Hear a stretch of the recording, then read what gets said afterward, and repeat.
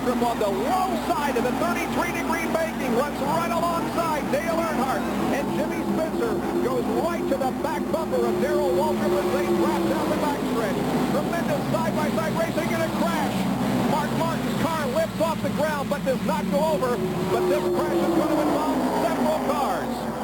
You see Hut Strickland in the mud. They're landing in the mud outside, and they're running.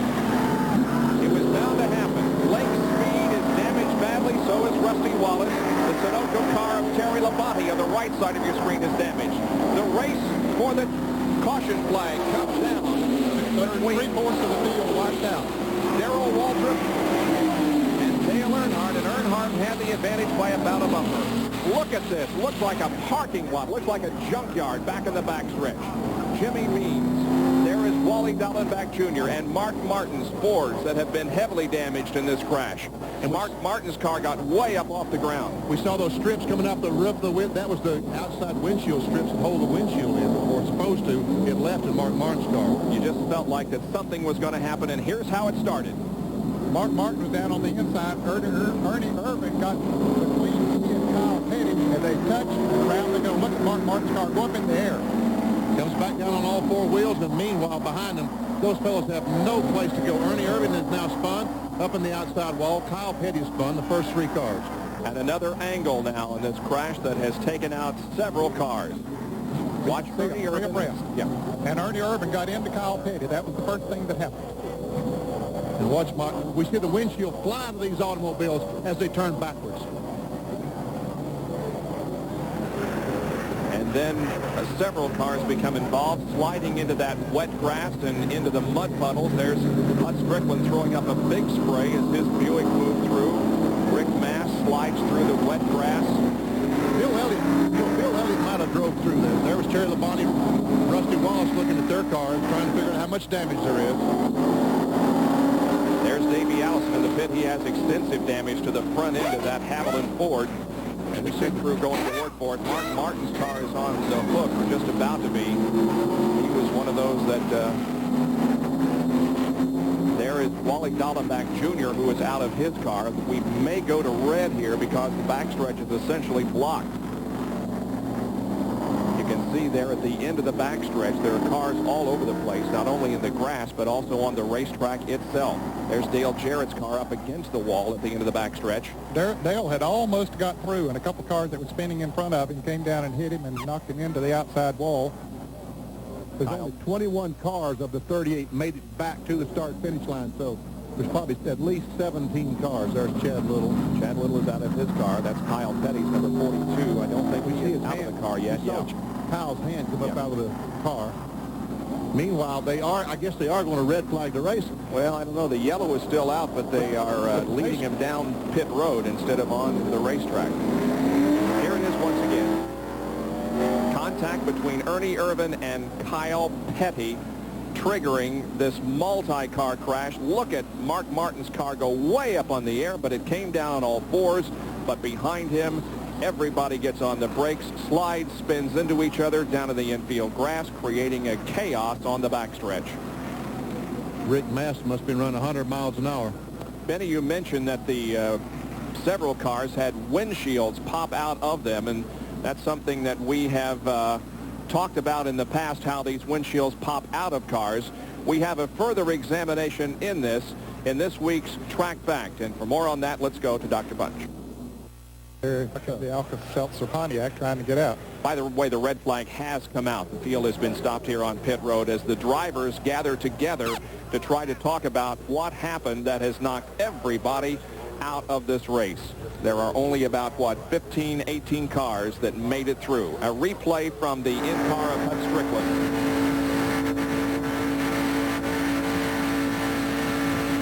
Hard on the gas.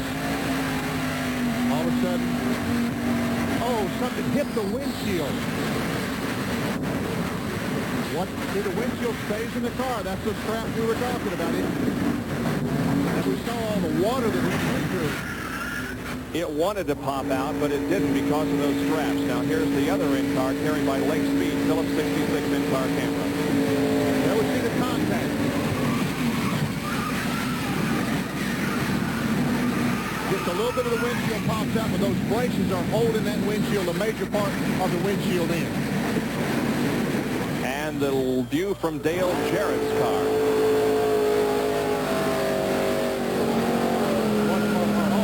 Martin way up in the air. Dale almost got through, but then he got hit and knocked him right into the wall. That camera continued to work, though. You know, Ned, that crumple hood is altogether too much. I mean, it's becoming too familiar. It really is. On that 21 and car. there's nothing he could do about it. Let's go to John Kernan, who's with Davey Allison. Davey is flying for back of wreckers. Let's go to Jerry Punch. Well, Ernie Irvin has climbed out of the Kodak Chevrolet, and Ernie, it's fortunate that you're okay. What went on back there? What happened?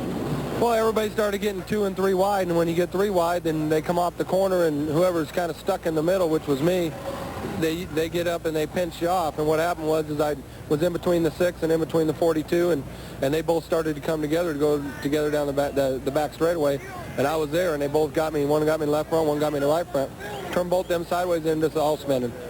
Do you have any control of the car at all with the plate? Is there any throttle response? Do you have a chance of getting the car back when that happens at these speeds? Well, you know, no matter what, you know, if it had plate or an open motor right then, I don't think it would make any difference as far as gathering the car back up. But, you know, the plate doesn't necessarily get us in those big bunches. It's everybody trying to lead a lap or get towards the front. And, you know, the best place to be is in the front because that's where the less action is as far as wrecks. And that's where we were trying to stay off.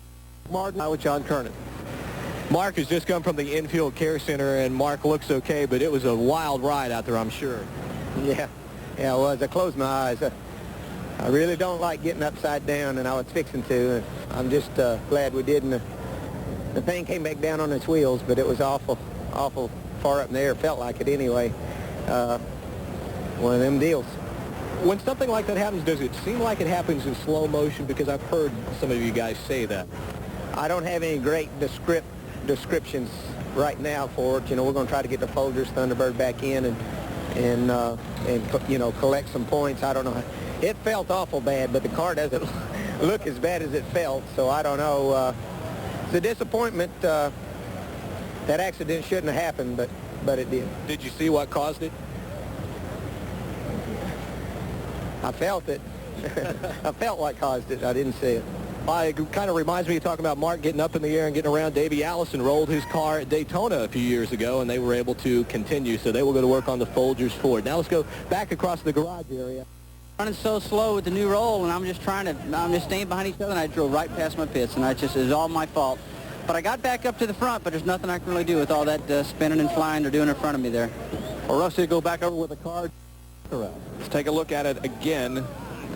Right in the middle of the screen, Ernie Irvin, Kyle Petty, and Mark Martin get together, make some contact, and look at all those cars behind them with nowhere to go, and watch the windshields fly out, and watch Mark Martin's car fly through the air. Wow. It comes down on all fours, though. But then others become involved. Joe Ruttman makes contact with the 21 car of Dale Jarrett.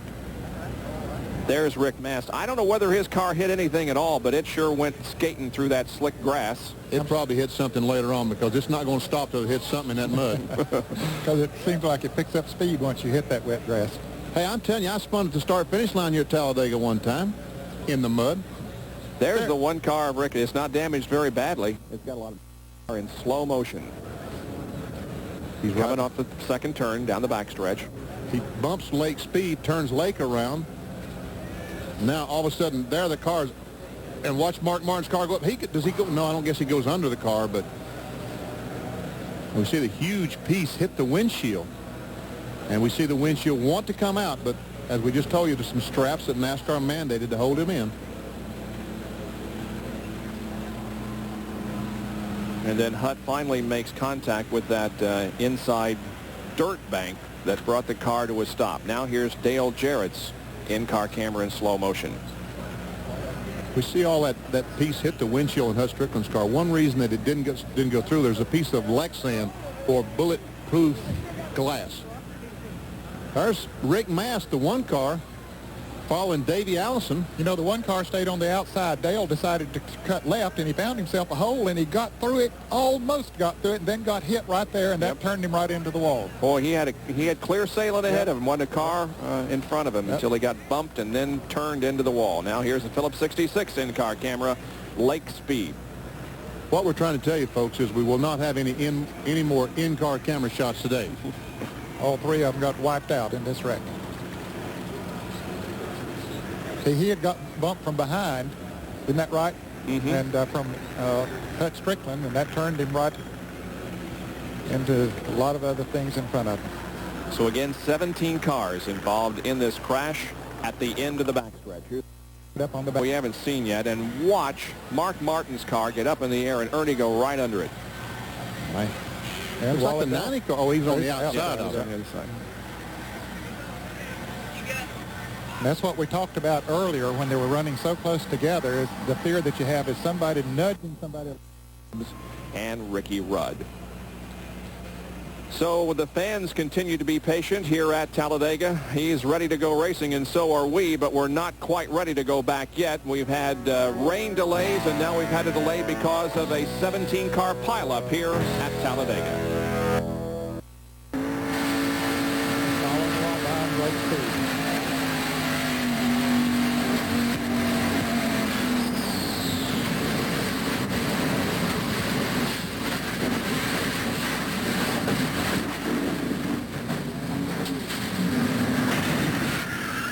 Dale Jarrett.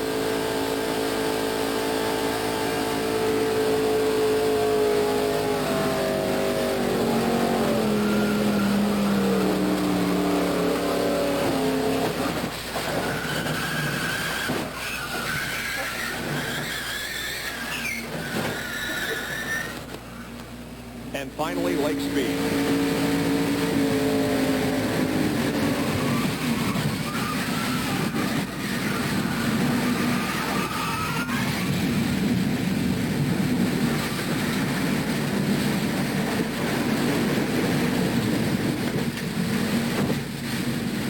It's the greatest feeling in the world when the noise stops and you still are able to realize what. Be at least 5 more minutes before this race is restarted. There is Kyle's car. The crew gathered around it. You can see the tremendous damage sustained by the first lap of this event. In 2 and 3 abreast formation off of turn number 2, and then the incident occurred. You see Kyle Petty, the 6-car, Mark Martin, Ernie Irvin in the 4-car, and Ernie goes under the 6-car as he went up in the air. Those 3 cars made contact, and there was no place for the other cars to go. And look at the smoke. A lot of water was sprayed up onto the racetrack, and that's one of the reasons why we had to be so red so long. There is Lake Speed and Rusty Wallace's cars. Now a real-time replay of the in-car from Hut Strickland.